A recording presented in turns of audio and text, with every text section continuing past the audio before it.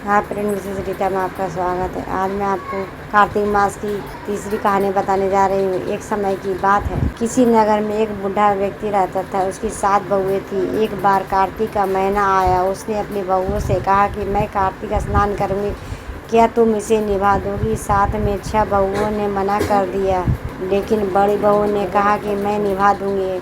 बुढ़ा हर रोज़ सुबह उठता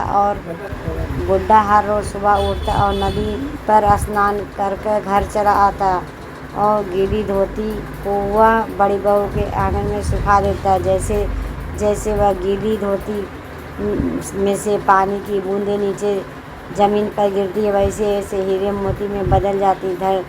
धोती से हीरे मोती गिरते देख बाकी 6 बहुओं में रहा नहीं गया। वे बोली, हम भी बूढ़े को अपने यहाँ नहाने को बोलते हैं। उन्होंने कहा कि पिताजी, आप कल से हमारे यहाँ कार्तिक नहा लेना। बूढ़े ने कहा कि ठीक है, मुझे तो नहाना ही है, तुम्हारे यहाँ नहा लूँ।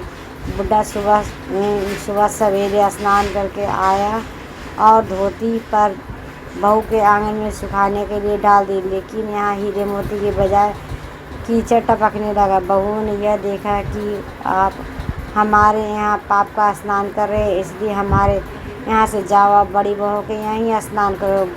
बुढ़ा वापस बड़ी बहू के यहाँ आया और कार्तिक का स्नान करने लगा और स्नान करके उसके फिर धोती सुखाई तो फिर हीरे मोती गिरने लगे। अब कार्तिक का महीना समाप्त होने को था। बुढ़ा चिंता में पड़ गया तो बड़ी बहू ने इसका कारण पूछा। उसने कहा कि कार्तिक स्नान समाप्त होने को है, मेरा मन है कि मैं सारे परिवार को एक दिन खाने के न्योता दूँ।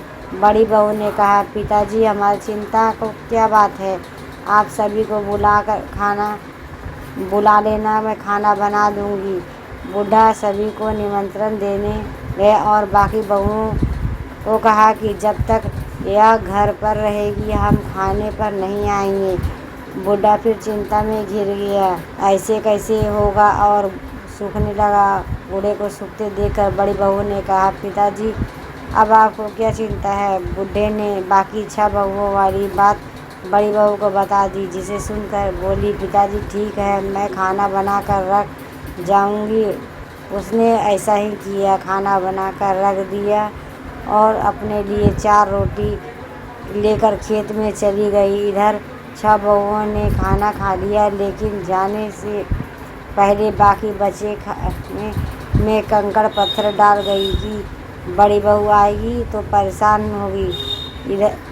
इधर खेत में बैठकर बड़ी बहू कहने लगी कि राम जी की चिड़िया, राम जी का खेत, चुग गई तो चिड़िया भर भर पेट।